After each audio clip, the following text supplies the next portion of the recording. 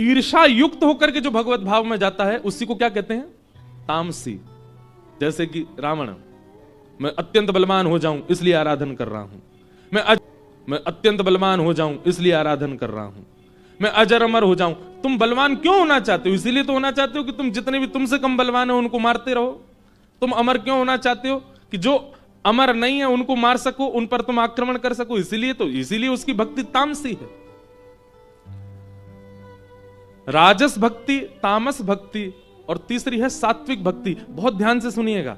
हे नाथ, आपकी बड़ी कृपा है मेरे ऊपर, बस ये कृपा मुझ पर बनाए रखना। यह सात्विक भक्ति है। और इतनी कामना रखने वाला भक्त भी भगवत प्राप्ति नहीं कर पाता।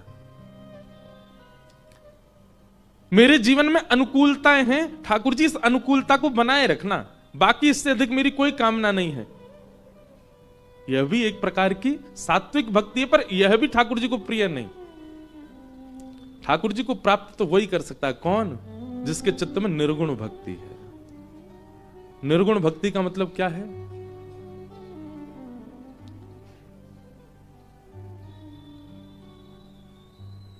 गोपियां, ब्रज की गोपियां।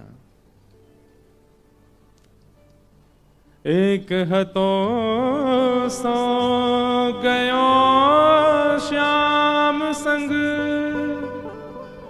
को राधे कोई ऊधो मन न रहे 10-20। उद्धव, हमारे पास कोई 10-20 मन नहीं है।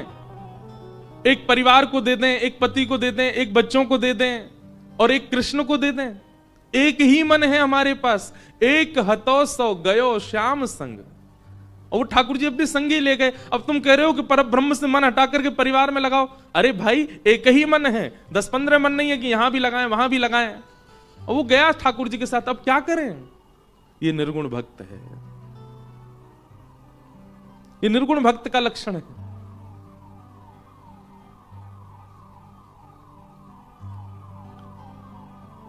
ऊधो मन ना रहे 10-20, ऊधो मन ना रहे 10-20।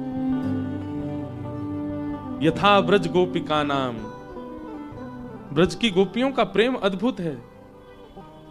श्रीमद् भागवत में जब गोपी गीत प्रारंभ होता है, गोपी गीत से पहले एक अंतरंग गीत आता है, उसका नाम है प्रणय गीत।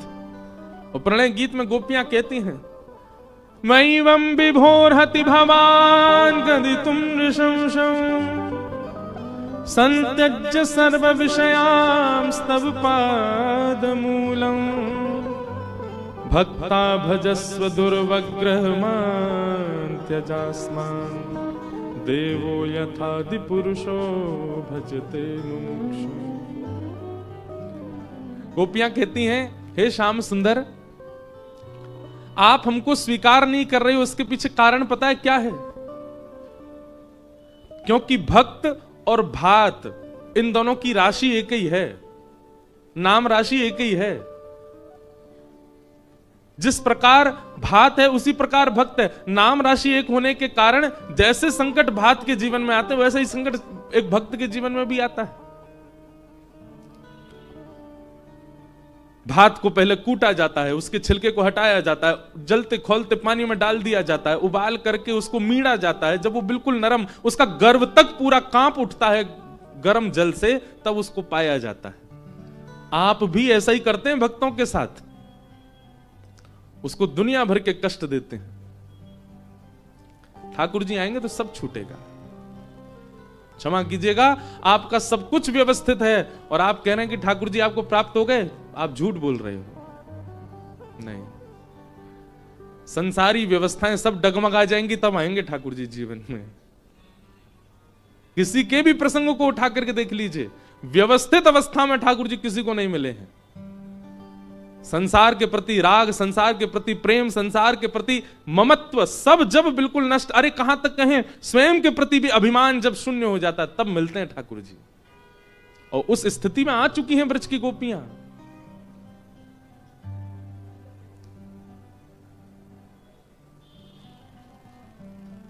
गोपियां कहती हैं, नाथ मथुरा वृंदावन से दूर नहीं है इतना कि हम आपसे 3 बार नहीं मिल सकती, पर हमारा प्रेम ये आज्ञा नहीं देता कि हम बार बार आपके सन्मुख जाएं, क्योंकि हमारा प्रेम देखने का नहीं है, हमारा प्रेम स्पर्श का नहीं है, हमारा प्रेम वार्ता का नहीं है, हमारा प्रेम श्रवण का नहीं है। हम आप सबका प्रेम कैसा, हम देखना चाहते हैं प्रेमी को, हम सुनना चाहते हैं प्रेमी को, हम स्पर्श चाहते हैं प्रेमी का, पर गोपियां स्पष्ट कहती हैं हमारा प्रेम ये है ही नहीं, ना कभी दिखो, ना कभी सुनो, ना कभी स्पर्श करो, ना कभी मिलो। ठाकुर जी बोले तो फिर क्या है तुम्हारा प्रेम?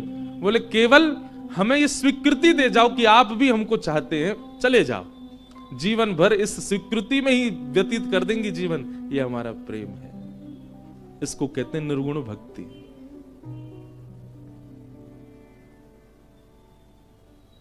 यह है निर्गुण प्रेम। सप्ताह कथा हो या 9 दिवसीय राम कथा हो, उसमें चतुर्थ दिवस श्री कृष्ण और राम प्राकट्य इसलिए होता है, प्रथम दिन की कथा से हमारा तमोगुण शांत हो, द्वितीय दिन की कथा से हमारा रजोगुण शांत हो, तृतीय दिन की कथा से हमारा सत्व गुण शांत हो, और जब ये तीनों गुण शांत हो जाएंगे तो फिर क्या बचा? निर्गुण। और जब निर्गुण बनोगे तब राम आएंगे, तब कृष्ण आएंगे। बिना निर्गुणता के नहीं आ सकते। अगर सबरी निर्गुण नहीं होती तो एक दिन बुहारते बुहारते पथ को थक जाती और शिकायत करती ठाकुर जी से। ये कोई बात है? इतना वर्ष बीत गया, इतना समय बीत गया, गुरु आज्ञा करके गए कि आप आएंगे। वर्ष की कोई अवधि नहीं है क्या? 10 वर्ष, 50 वर्ष, 100 वर्ष, इतने वर्ष व्यतीत हो गए, पर सबरी रोज उस मार्ग को उतने ही उत्साह से क्यों सजा रही है? क्योंकि सबरी के चित्त में निर्गुणता है। अगर गुण कोई और होता तो शिकायत होती ठाकुर जी से, गुण कोई और होता तो जिद होती ठाकुर जी से, गुण कोई और होता तो उत्साह में कमी आ जाती, पर नहीं। निर्गुणता, और इसी निर्गुणता के चलते संपूर्ण जीवन व्यतीत कर दिया। पथ बुहारते बुहारते कोई शिकायत नहीं की, कोई जिज्ञासा नहीं की, ठाकुर जी आए। अगर निर्गुणता नहीं होती सुदामा में तो शिकायत होती ठाकुर जी से, लाला तू मेरे संग पढ़ो गुरुकुल में, गुरु घर में, तेरे कामन को मैंने कियो, तो को भोजन मैंने पवायो, अपनी गोद में मैंने सुवायो, और यहाँ जगत नियंता जगदाधार बन के बैठो, सब पे कृपा कर रहा हो, यहाँ 3-3 दिन से हम भूखे रह रहे हैं, हम पे नेक दृष्टि ना है तेरी। सुदामा की कोई शिकायत नहीं है ठाकुर जी से। क्यों? निर्गुण भक्ति।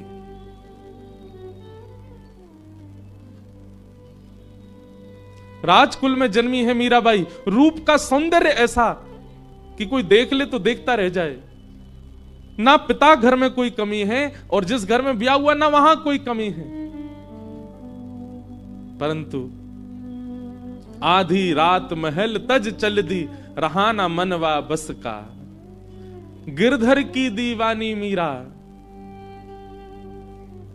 क्या हुआ? नाम छूटा अपयश का। अपयश की अब कोई चिंता नहीं है।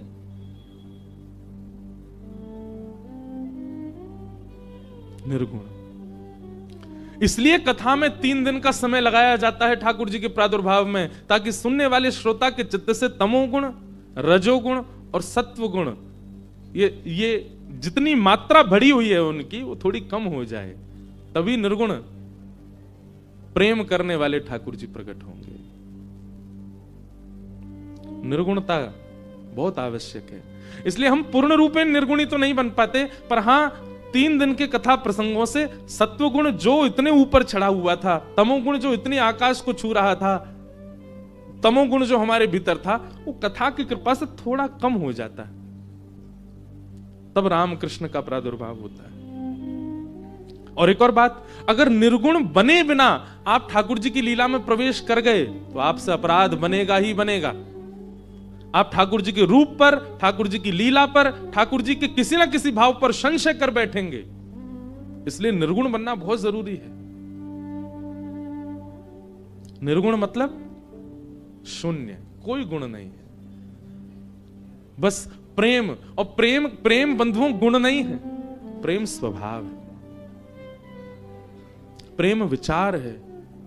प्रेम आत्मा में आता है, मन में नहीं आता है। मन में आता तो गुण हो जाता, वो आत्मा में आता है। इसलिए देह त्याग के बाद भी कई बार प्रेम अनवरत रहता है।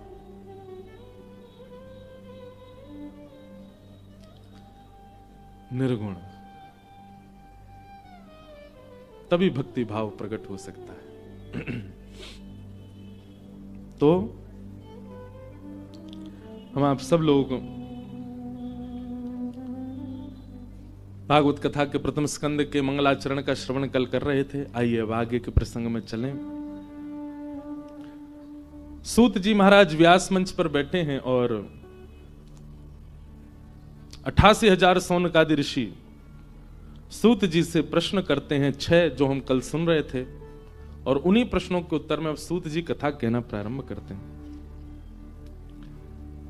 सवै पुंसां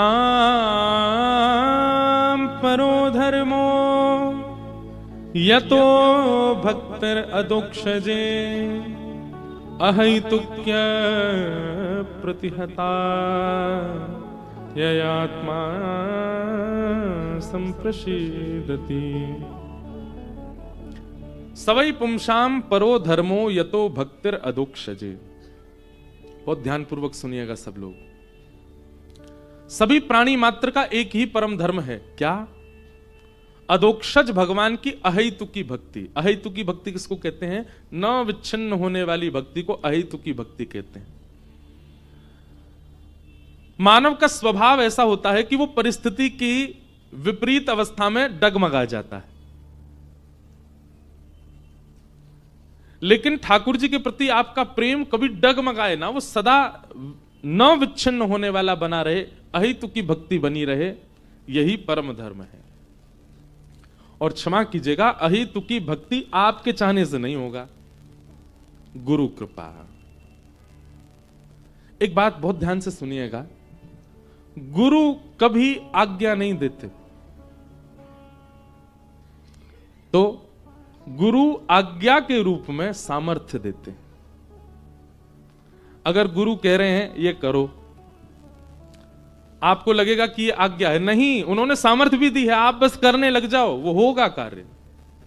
इसलिए गुरु प्रियता, गुरु प्रसन्नता बहुत आवश्यक है भगवत प्राप्ति में। श्रीमद् भागवत स्पष्ट कहती है, प्रयच्छति गुरु प्रीतो वैकुंठम योग दुर्लभम। अहेतुकी भक्ति ठाकुर जी के प्रति आपकी नहीं बन सकती, आपकी गुरु कृपा से ही बनेगी। हम व्यास मंच पे बैठे हैं, हमने जब अपने जीवन की पहली कथा की, तलगा जरड़ा में भी बापू को यह प्रसंग सुनाया था, तो प्रथम कथा व्यास मंच पर बैठते ही पहले तो बहुत भय लग रहा था, कथा कैसे होगी, इतने सारे लोग बैठे हैं, हम पता नहीं कोई भूल भाल नहीं जाए। और यही हुआ, व्यास मंच पर बैठते ही मैं भागवत जी का पहला श्लोक ही भूल गया।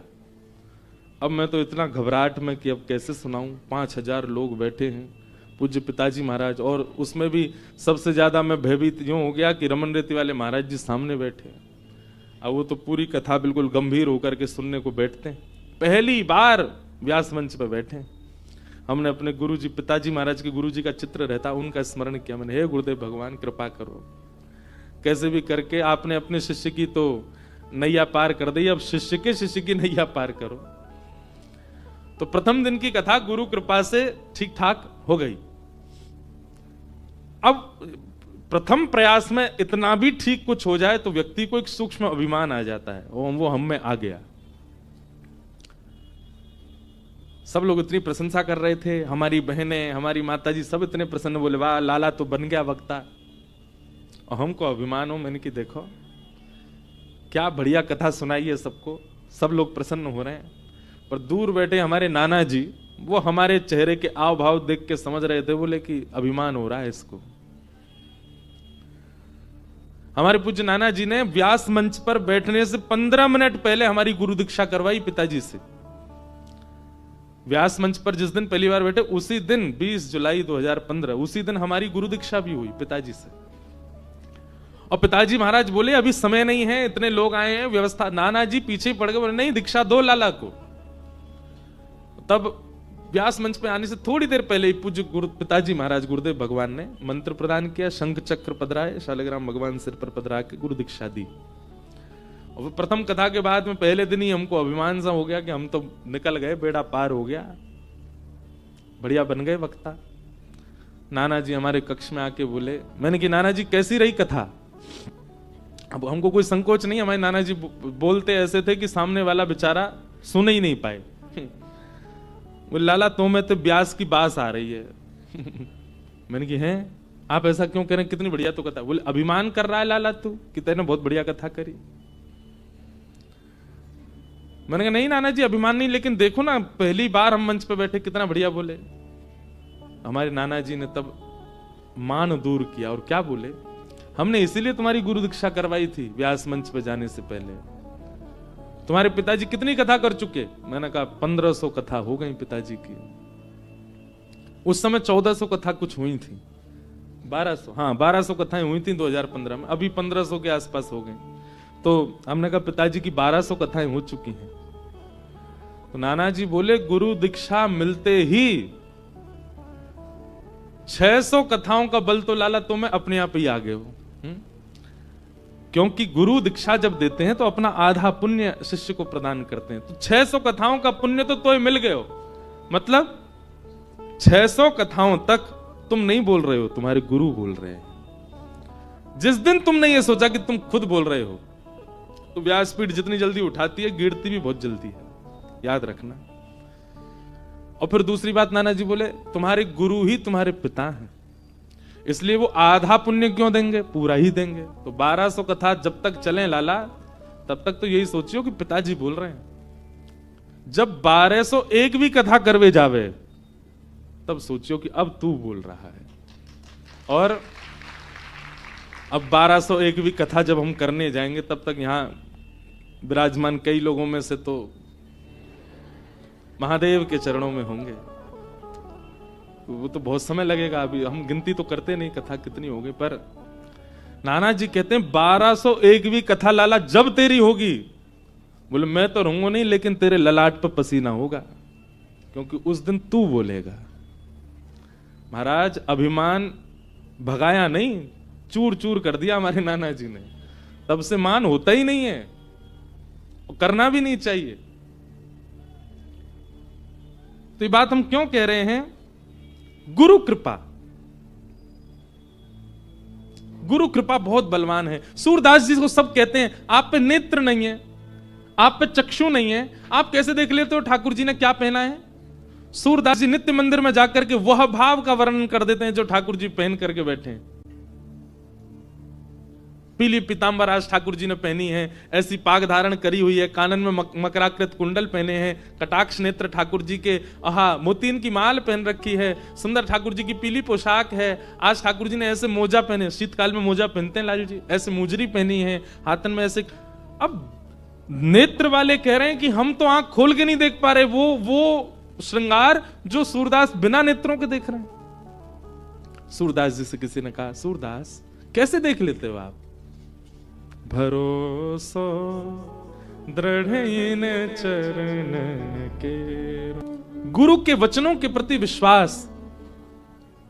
इसी काशी में ही श्रीमद वल्लभाचार्य जी महाराज, आज जितने घरों में लड्डू गोपाल बैठे हैं सब वल्लभाचार्य महाप्रभु की कृपा है।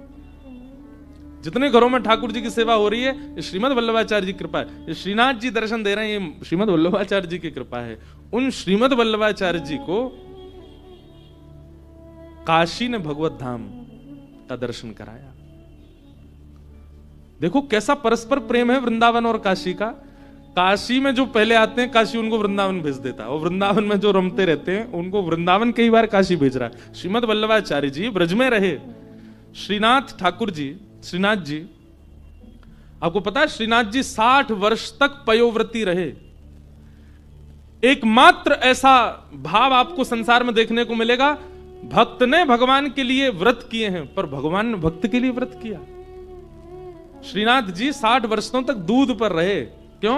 जब सद्दू पाणे के यहां श्रीनाथ जी प्रकट हुए, तो श्रीनाथ जी सद्दू पाणे जो ब्रजवासी था उसकी गैया का दूध पी जाते थे ठाकुर जी। सद्दू पाणे ने जाकर के गिरिराज जी से श्रीनाथ जी को जब बाहर निकाला, तो अरे हमारे यहाँ ठाकुर जी प्रकट भए, इनके लिए भोग लाओ, प्रसादी लाओ, नैवेद्य लाओ।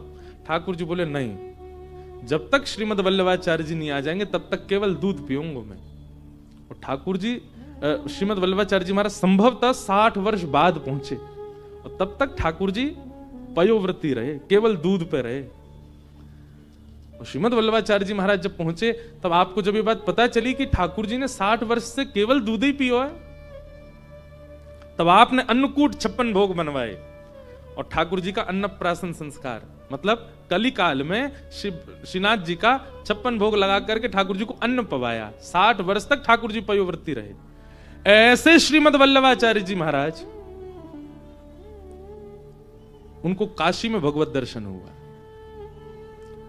और कैसे आए वो कथा भी बड़ी सुंदर है कि वल्लभाचार्य जी महाराज प्रयाग में विराज रहे थे और एक समय आने पर महाप्रभु जी के मन में ऐसा भाव आया कि अब मुझे गृहस्थाश्रम त्याग करके वन में जाना चाहिए, लेकिन इसमें नियम है कि पत्नी की आज्ञा अगर नहीं होगी तो आप नहीं जा सकते। पता चली रात रात में चले गए बिना बताए तो पाप और लगेगा, उसकी आज्ञा लेनी पड़ेगी आपको।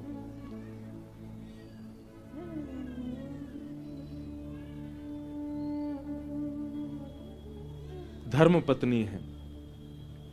हमने कथा करते करते कई नियमों को जीवन में लाने का मन बनाया कि ये नियम करेंगे, अग्निहोत्र का भी मनाया आदि।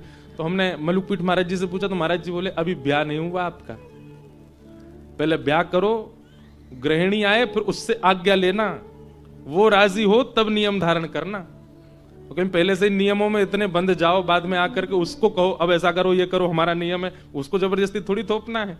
वो धर्म पत्नी है, जो भी आवे जीवन में उससे पहले पूछना, वो अनुमति दे तो करना। मैंने महाराज जी कथा तो हम बचपन से ही कर रहे हैं, इसकी अनुमति तो लेंगे नहीं। बोले नहीं ये विषय अलग है, पर आत्म कल्याण के जो भी नियम आप बनाना चाहते हैं उसके लिए धर्म पत्नी से पूछना चाहिए।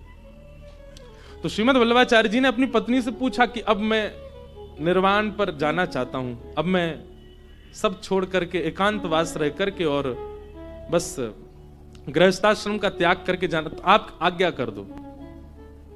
पत्नी ने स्पष्ट मना कर दिया, बोले बिल्कुल कहीं नहीं जाना, यहीं बैठे रहो, संग ही रहो, कोई वन वन में नहीं जाना।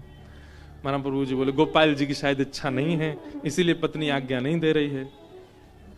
कुछ दिन बाद महाराज घर में आग लग गई, ऐसी भीषण आग लगी, ऐसी भीषण आग लगी। वल्लभाचार्य जी चुपचाप बैठे थे, इतने में पत्नी चिल्ला के बोली घर से भागो निकल के।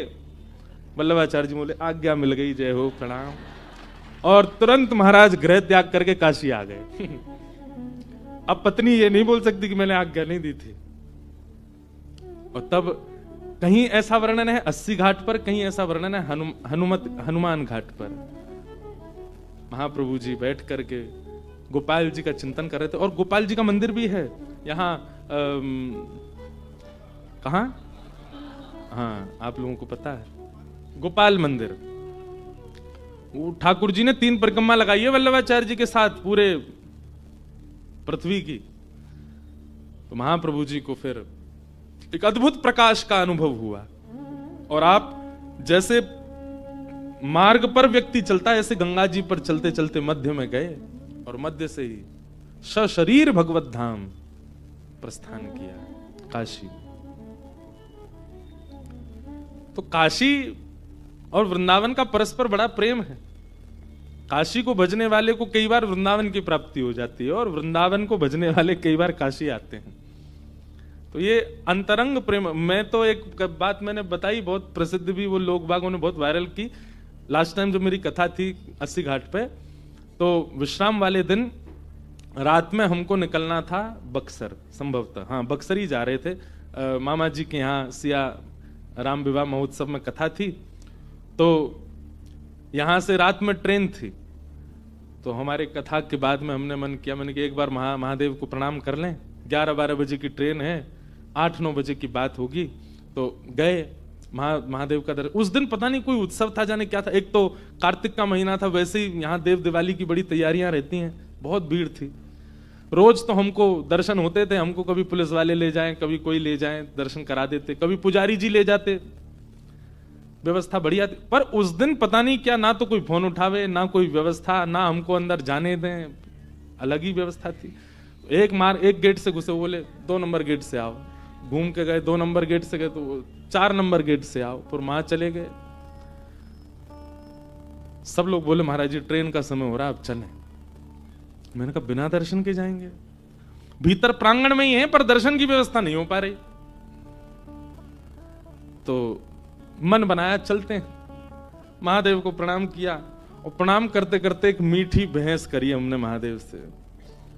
मैंने सही है, आप वृंदावन आए थे रास में और आपके लिए गोपियों ने मार्ग रोक दिया था, तब हमारी ललिता जी आई और आपको गोपी बना के लेके गई भीतर, और गोपेश्वर बन करके तब आप रास में पधारे। और मैंने कि वही ब्रज को ब्रजवासी आप आज यहां तक खाली हाथ जा रहे हो बिना दर्शन किए।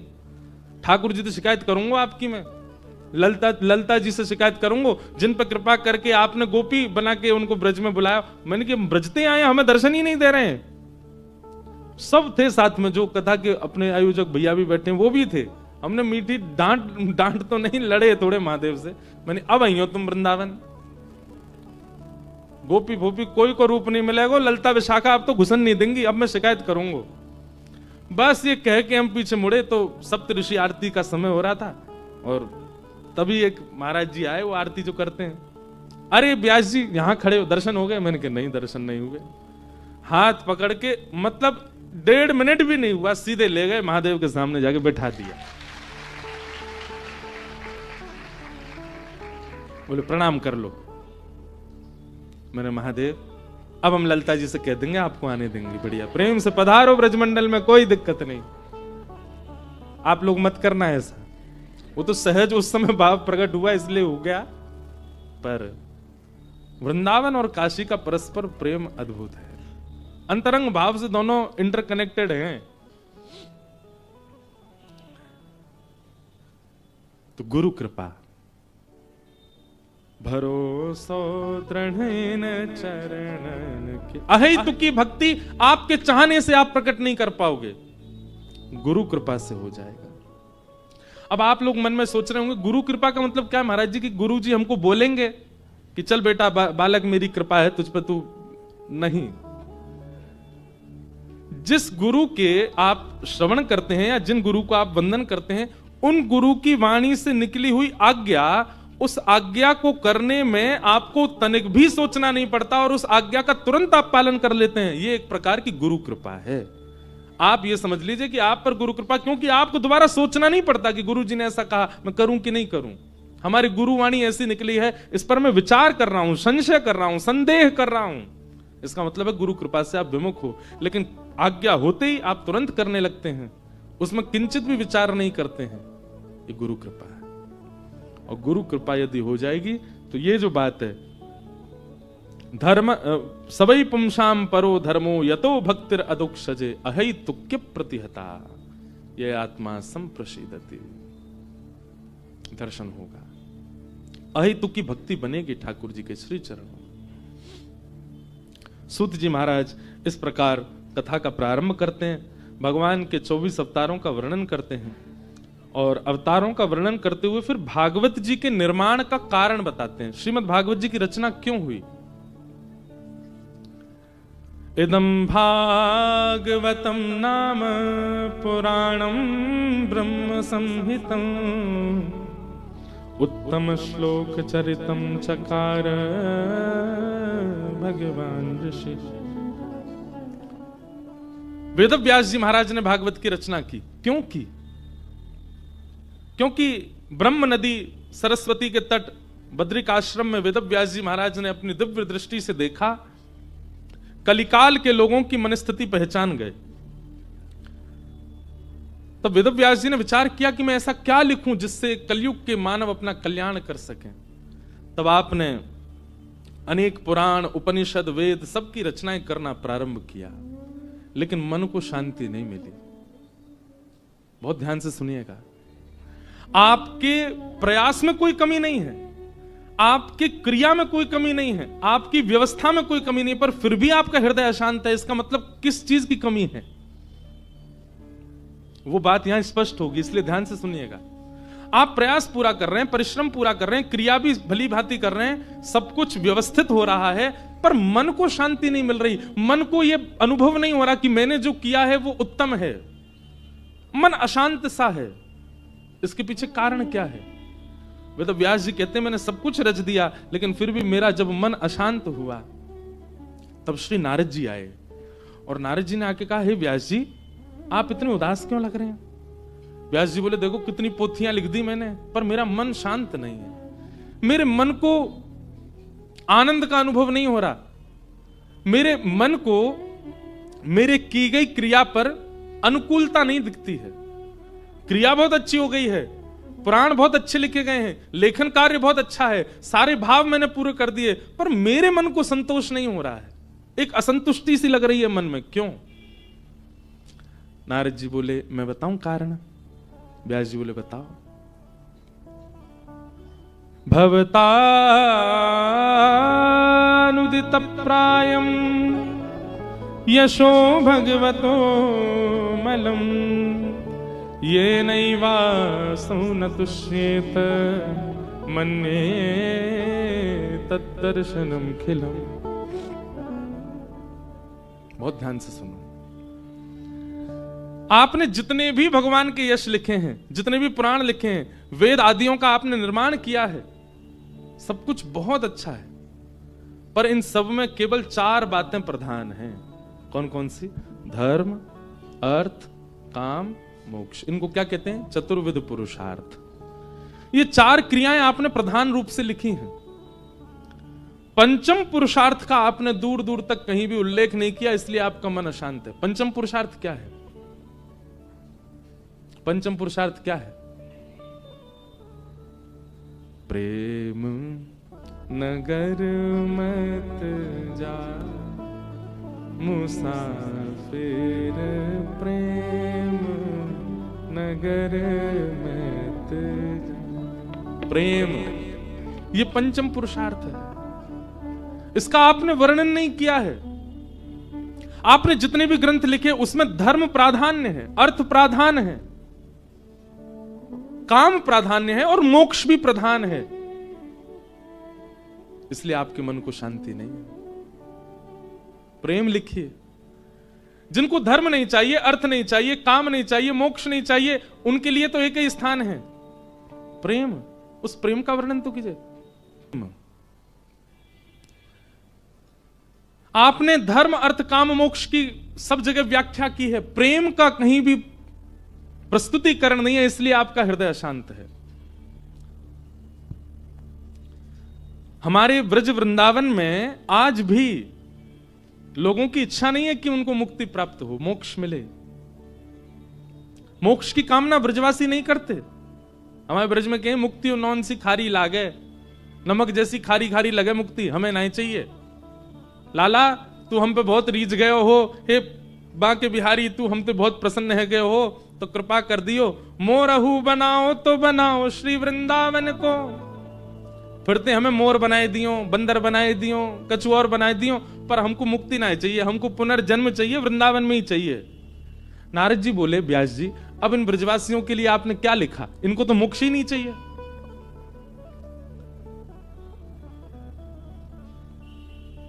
एहो विधि ना तो पे अचरा पसार मांगू। हमारे ब्रजवासी कहते हैं, एहो विधि ना तो पे अचरा पसार मांगू, जन्म जन्म दी जो याही ब्रज बसे वो, अहीर की जात समीप नंद घर। हे विधाता, यदि आप हमसे बहुत प्रसन्न हो गए हो तो हमको ब्रज ही देना, बार बार देना, हमको गलती से भी वैकुंठ मत भेजना। एक बार भागवत में वर्णन आता है कि एक बार ब्रजवासियों को पता चल गया कि लाला भगवान है। सब ब्रजवासी कहे, अरे लाला तू जय जय। ठाकुर जी बोला, हम जय जय हूं। लाला तो फिर एक काम कर, तू अगर जय जय तो अपने वैकुंठ को दर्शन करा हमको। ठाकुर जी बोले, वैकुंठ देखो? बोले हाँ लाला एक बार वैकुंठ दिखा दे। ठाकुर जी बोले, चलो। मधुमंगल, श्रीधामा, तन सुखा, मन सुखा, धन सुखा, सबरे सखान को ले गए ठाकुर जी, चलो वैकुंठ दर्शन करा के लाऊं। जैसे ही वैकुंठ में पहुंचे महाराज, जय विजय द्वारपाल, शंख चक्र गदापद चतुर्भुज रूप में रहते हैं जय विजय भी, सबरे अपने चारों भुजाओं से ठाकुर जी को दंडवत प्रणाम करें। लाला तू तो सांची में जय जय है, देखियो 4-4 भुजावारे तो प्रणाम कर रहे हैं। ठाकुर जी वैकुंठ में भीतर लेके गए, भगवान ने स्वर्ग का कल्प वृक्ष भी दिखाया। मधुमंगल बोलो लाला जी धोरो धोरो से कौन डोल लो, धोरो बोलते हैं गोरे को। लाला जी धोरो धोरो कौन डोल लो है, अरे वो है देवता इंद्र है इंद्र। लाला जी ने इतकू बुलाइयो। ठाकुर जी ने इशारा किया, इंद्र दौड़ा दौड़ा आया, जय हो भगवान आज्ञा। मधुमंगल बोलो यहाँ पे ऐरावत हाथी बाप हमने डोलाए थे, सबरे ग्वाल बाल इंद्र के हाथी पे चढ़ गए, भगवान सबको घुमा लाए। लाला जी 4 मुखबारों कौन डोलो, ये ब्रह्मा है, बोले या को बुलाइयो। ठाकुर जी ने उसको बुलाया, बोले हमने सुनी है सबन को रूप यही ने बनाया हो लाला। बोले हाँ, या तो कहते मुझे सुंदर कर देगो, मेरे ब्याह जाएगो। ऐसे सब ग्वाल बाल पूरे वैकुंठ में घूमे, सब देवी देवताओं के संग घूमे आए। लाला जी बानर राज कौन है, बोले जी हनुमान जी हैं, बोले इनको बुलाइयो। हनुमान जी आए, बोले लाला इनते कह दे जे लेट जाएं, हमें सुनिए जे उड़ना जाने, हम इनके ऊपर बैठ जाएंगे, जे हमें डुला लाए सब जगह। हनुमान जी सब जगह डुला लाए, पूरा आनंद सब ब्रजवासियों ने किया, वैकुंठ घूम लिए, सब देवताओं से मिल लिए। ठाकुर जी ने इतने में कक्ष खोले, ए मधुमंगल जी तेरो कक्ष, सीतामा जी तेरो, सब बढ़िया बढ़िया कक्ष, कक्ष में आंगन है, कक्ष में बगीचे हैं, कक्ष में महाराज सुंदर सुंदर सेविकाएं, कोई प्रसाद बनाने वाली हैं, कोई कपड़ा धोने वाली हैं, सब लगी हैं व्यवस्था में। ठाकुर जी बोले तुम्हारे कक्ष में जाओ, अब इनमें ही आराम करो। मधुमंगल श्रीदामा कक्ष के भीतर गए, थोड़ी देर बाद बोले लाला अब हम वापस कब चलेंगे। बोले अब काय को जानो, बैकुंठ जाके कोई वापस थोड़ी जावे, अब तुम यहीं रहे। मधुमंगल श्रीदामा रोए, ठाकुर जी के चरणन से लिपट गए, बोले लाला तू जो के को सब करवे को तैयार है, लेकिन हमें वापस वृंदावन ले चल, हम यहां ना रह सकें। भले ही कितनी व्यवस्था, भले ही कितना सुंदर, कितना अद्भुत है, पर हमारे वृंदावन ते सुंदर नहीं है। लाला तू वापस वृंदावन ही ले चल। ये कथा भागवत जी में वर्णित है कि ठाकुर जी सबको वैकुंठ घुमा के लाए, और वैकुंठ जाकर के सब ब्रजवासी बोले ना लाला हमें तो वृंदावन में ही रहना है। और फिर ठाकुर जी ने सबको विस्मृत करा दिया कि वैकुंठ घूम के आए हैं। नारद जी बोले व्यास जी जिनको मुक्ति ही नहीं चाहिए उनके लिए आपने क्या लिखा। जिनको मुक्ति की कामना नहीं, अर्थ कहते हैं धन को, इन ब्रजवासियों का धन के प्रति कोई लोभ ही नहीं है। ये तो केवल ठाकुर जी को देखते हैं, उसी से लगता है हमने कितनी कमाई करी। जैसे सब लोग चर्चा करते हैं मंथली कि आपका कितना टर्नओवर हुआ, कितनी कमाई हुई। ब्रज के लोग क्या चर्चा करते हैं, जा महीना में कितनी बार नंद को लाला दिखो तुम्हें। सबरी गोपी कह रही है अरे मो तो 4 ही बार देखो, अरे मो तो 5 बार देखो। जा गोपी सबसे ज्यादा बार देखो होवे तो वो गोपी झरा भंडारो करके सब गोपी ने प्रसाद पवावे। क्यों, या महीना में सबसे ज्यादा कन्हैया या को देखो है। अब ये उनको अर्थ है। ऐसों के लिए आपने क्या लिखा व्यास जी, धर्म अर्थ काम और मोक्ष।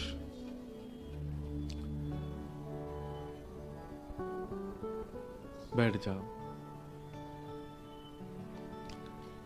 चतुर्विध पुरुषार्थ, वहीं बैठ जाओ, कॉरिडोर में बैठ जाओ, वहीं बैठ जाइए। हाँ बस वहीं विराज जाओ। क्या निवेदन कर रहे थे हम, प्रेम। हे व्यास जी आपने धर्म अर्थ काम मोक्ष की प्राधान्यता बता दी अपने सारे पुराणों में, पर प्रेम का प्राधान्य रूप अभी तक प्रकट नहीं किया, इसलिए आपका चित्त अशांत है। मतलब आप कितनी भी क्रियाएं करते हैं, कितनी भी व्यवस्था से करते हैं, कितनी भी तत्परता से करते हैं, प्रेम युक्त होकर के नहीं करेंगे, एक अपूर्णता और अशांति का अनुभव सदा बना रहेगा चित्त में। इसलिए प्रेम प्राधान्य क्रियाएं कीजिए, प्रेम प्राधान्य ही सब कुछ रखिए अपना भाव। और यह प्रेम प्रकट कैसे होगा चित्त में, उस प्रेम का संचार करने के लिए, उस प्रेम को ही प्रादुर्भाव करने के लिए श्रीमद् भागवत की रचना की गई है। हमारी बात स्पष्ट रूप से समझ लीजिए, श्रीमद् भागवत की रचना के पीछे कारण केवल और केवल साधक के चित्त में प्रेम प्रकट हो, यही है। वो प्रेम युक्त हो जाए, केवल इसीलिए भागवत जी की रचना हुई है। प्रेम भाव। हे नारद जी, हे व्यास जी, नारद जी कहते हैं धर्म अर्थ काम मोक्ष को अब थोड़ा परे करके अब प्रेम की चर्चा सुनाओ, प्रेम के भाव प्रकट करो।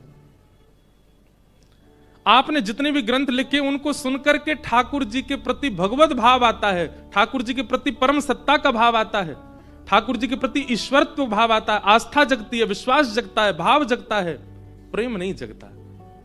अब ऐसा कुछ लिखिए जिसके श्रवण से, जिसकी रचना से प्रेम प्रकट हो।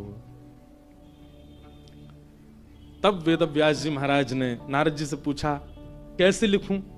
बोले समाधि नानुस्मर तद विचेष्टितम, आप समाधि लगाओ और समाधि से होगा।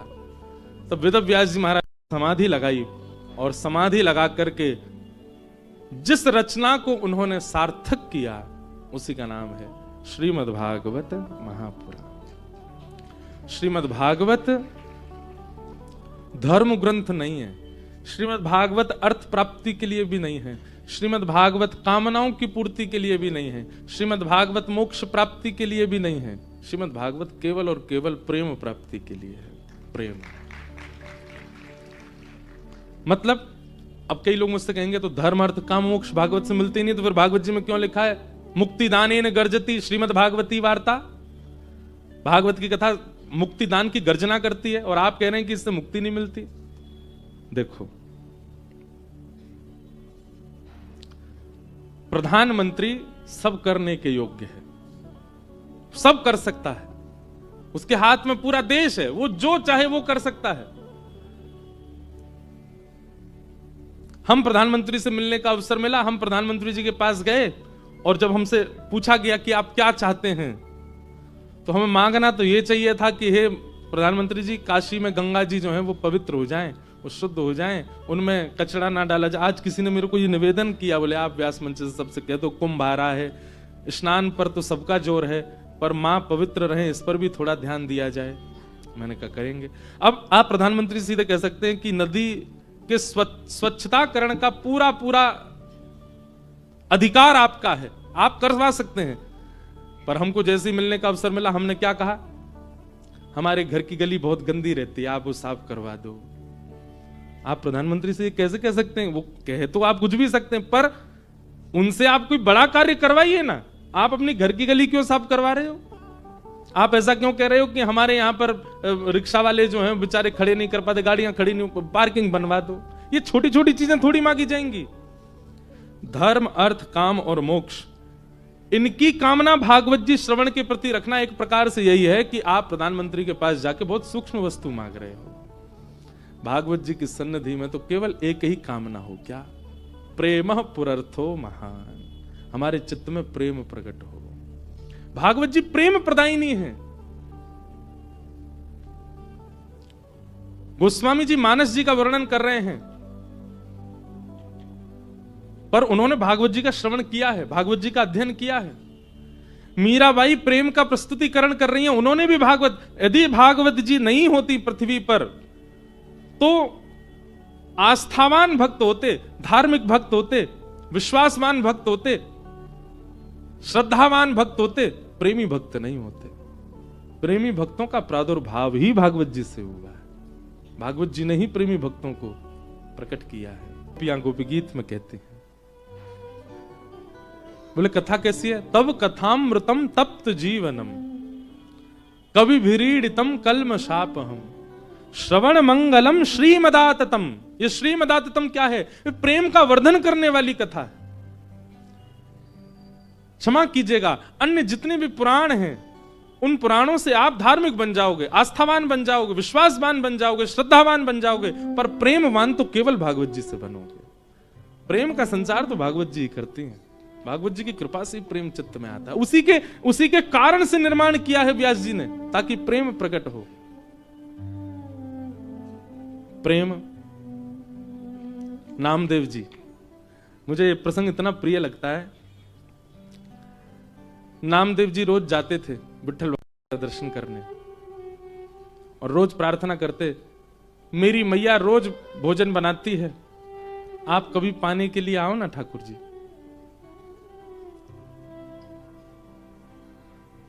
रोज नामदेव जी की एक ही प्रार्थना सुन के ठाकुर जी बोले, हे नामा, तू रोज कहता है मेरे घर आओ प्रसाद पाने, आओ प्रसाद पाने, यहां दर्शन कौन देगा अगर मैं तेरे घर चला गया तो?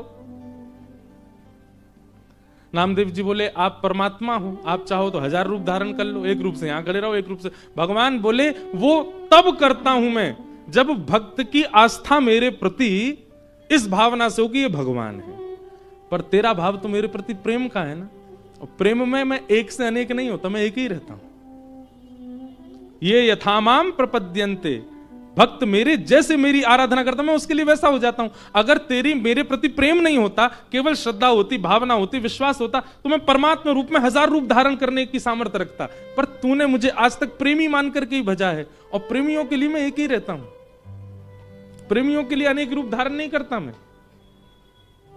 ब्रजवासियों ने मुझसे प्रेम किया, मैं चाहता तो एक रूप से मथुरा में रहूं, एक रूप से द्वारिका लीला करूं, एक रूप से ब्रज में रहूं, पर उन्होंने मुझसे प्रेम किया, इसलिए मैं एक ही रूप में था, इसीलिए मथुरा भी गया और द्वारिका भी गया, उनको विरह कातर करके गया।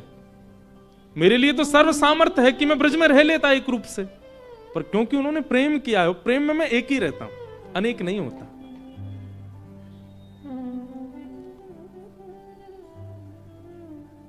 अब तू कहता रोज मेरे घर प्रसाद पाने आओ, यहां दर्शन कौन देगा फिर? नामदेव जी बोले एक बात तो स्पष्ट हो गई आज। क्या?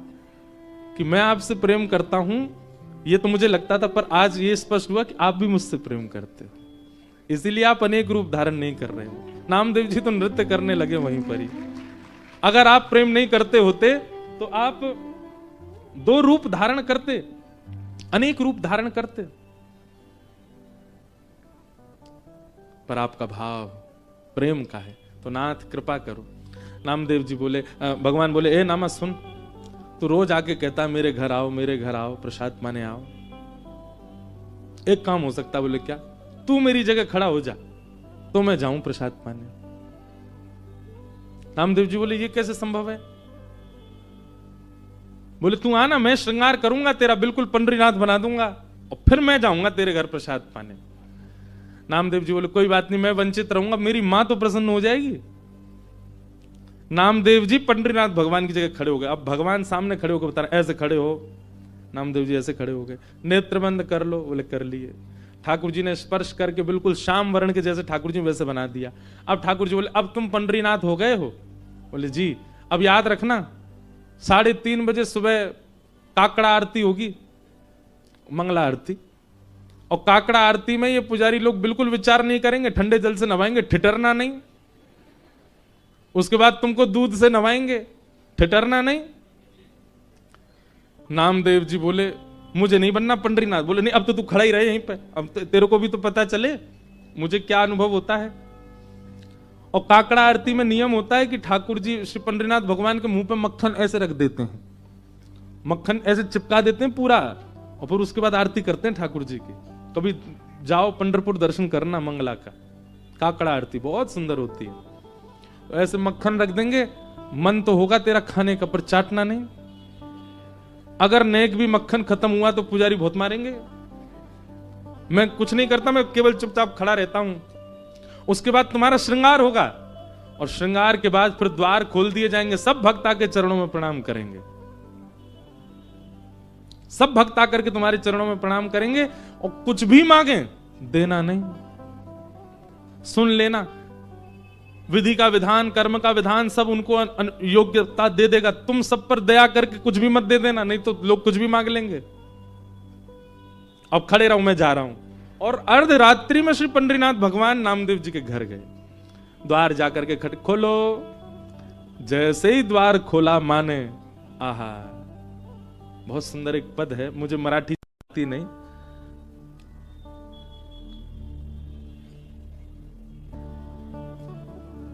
विट्टी वरी मतलब वीट कहते हैं ईंट को। ईंट के ऊपर ठाकुर जी ऐसे कमर पर हाथ धर के खड़े हैं, कानों में मत्स्याकृत मतलब मत्स्य माने मछली के आकार के कुंडल पहन रखे हैं। सुंदर ठाकुर जी का वपु पीतांबरी पहन करके पुंडलीक की प्रतीक्षा के लिए श्री ठाकुर जी खड़े। कस्तूरी की सुगंध आती रहती है ठाकुर जी के श्री अंग से। जैसे ही द्वार पर पंडरीनाथ भगवान को देखा, नामदेव जी की माता जी तो आनंदित हो गई, चरणों में गिर पड़ी। ठाकुर जी बोले मैया जल्दी पवाओ, भूख लगी मुझे। ये पुजारी लोग एक ही चीज खवा, पूरन पोली खवाते रहते हैं मुझको रोज, मेरा मन भर गया, आप कुछ और पवाओ। नामदेव जी की माता जी ने सुंदर प्रसाद, नामा कहां चला गया, अभी तक आया नहीं, इतनी देर का गया है। ठाकुर जी बोले अभी अभी मिलवाने ले चलूंगा नामदेव से, उससे पहले प्रसाद पा लो। ठाकुर जी ने प्रसाद पाया। प्रसाद पा करके महाराज मैया से बोले कारी सौल लेके आओ, एक कारी कमली लेके आओ। मैया बोली क्यों? बोले कोई पहचान जाएगा, मुझे ढक के चलूंगा। और एक कारी सौल ठाकुर जी ने ऐसे सिर के ऊपर से और ऐसे करके ओढ़ी, केवल नेत्र दिख रहे हैं, बाकी पूरे ठाकुर जी ढक गए। और मैया से बोले चलो मेरे संग। कहां? मंगला आरती हो रही है पंडरीनाथ भगवान की, और ठाकुर जी लाइन में खड़े हैं, जहां कतार में वैष्णव खड़े होते हैं, वहां नामदेव जी की मैया के साथ खड़े। नामदेव जी की मैया बोली आप तो यहां खड़े हो, आरती किसकी हो रही है? बोले नामदेव खड़ा है मेरी ओर, मेरी जगह नामदेव खड़ा, आज उसकी आरती होगी और मैं उसका दर्शन करूंगा। कितना सुंदर दृश्य है कि भक्त भगवान के स्थान पर खड़ा और ठाकुर जी दर्शन करने जा रहे हैं उसका। भैया ये आस्था में नहीं हो सकता, ये विश्वास में नहीं हो सकता, ये श्रद्धा में नहीं हो सकता, ये तो केवल प्रेम में हो सकता। जैसे ही भीतर पहुंचे, श्री नामदेव जी की आरती चल रही है, पंडरीनाथ बन के खड़े हैं और दूर दर्शनार्थियों में खड़े श्री पंडरीनाथ जी बलैया ले रहे हैं। आहा मेरा नामा कितना प्यारा लग रहा है, कितना सुंदर लग रहा है मेरा नामा। ये इसी कलिकाल की घटना है। लोग कहते हैं कलयुग में भगवान केवल मूर्ति में रहते हैं, मंदिर जाओ पूजन कर आओ हो गया काम। अरे सुनो तो सही, कलयुग में कितनी, जितनी कृपा ठाकुर जी ने कलयुग में करी है भक्तों पर, उतनी तो किसी युग में नहीं की है। आपके चित्त से विश्वास खत्म हो गया है अब, इसलिए नहीं कर रहे हैं ठाकुर जी अनुग्रह। ठाकुर जी बलैया ले रहे नामदेव जी की, मेरा नामा। ठाकुर जी के नेत्र सजल हो गए नामदेव को अपने स्थान पर देख के। दर्शनार्थी सब दर्शन करने जा रहे थे, सबने प्रणाम किया। जैसे ही ठाकुर जी पहुंचे गर्भगृह में, तो नामदेव जी ने नेत्र खोल के ठाकुर जी को देखा। अब नामदेव जी घबराए, बोले ये कहीं मुझे प्रणाम ना कर लें। ठाकुर जी बोले आज तो नामा रोक नहीं पाएगा। और तुरंत ठाकुर जी ऐसे सिर झुका के वंदन, नामदेव जी के नेत्र सजल हो गए। ठाकुर जी बोले रोइयो मत, पुजारी देख लेंगे, ठाकुर के आंसू आ रहे हैं। आहा। आज भी पंढरपुर में 365 दिन में एक दिन आता है, उस दिन आज भी यही भाव रखा जाता है कि श्री पंडरीनाथ भगवान नहीं, आज नामदेव जी खड़े हैं। और उस दिन जितने वैष्णव दर्शनार्थी आते हैं सबको प्रणाम करते हैं। क्यों? बोले इन वैष्णवों में कहीं ना कहीं पंडरीनाथ आए होंगे दर्शन करने के लिए, नामदेव के।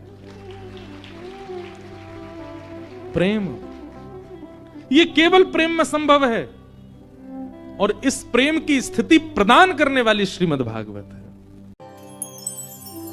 संत प्रवचन चैनल को सब्सक्राइब करो